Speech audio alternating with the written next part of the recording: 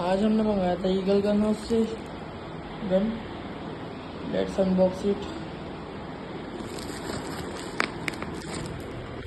खोल के दिखाते हैं। तो अभी हम आ चुके हैं, पूरे से फाड़ के आपको दिखाते हैं। तो फाइनली पूरा अनबॉक्स हो गया। Let's open it. कहाँ से खुलेगा?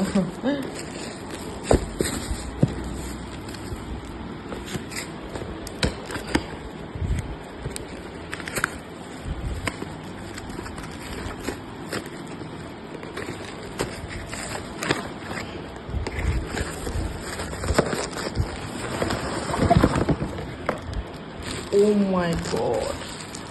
तो अभी हमें ये मिला है कवर। ये रही हमारी बंदूक। वाह वाह वाह। Oh my God, full metal body है यार। क्वालिटी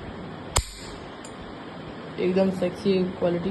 तो ये आ गई अपनी गोली, आप देख ही सकते हैं। चलो फीट करके आपको दिखाते हैं। तो अभी फीट हो गया है। Let's try. डर लग रहा है यार, कुछ होगा नहीं। Let's try.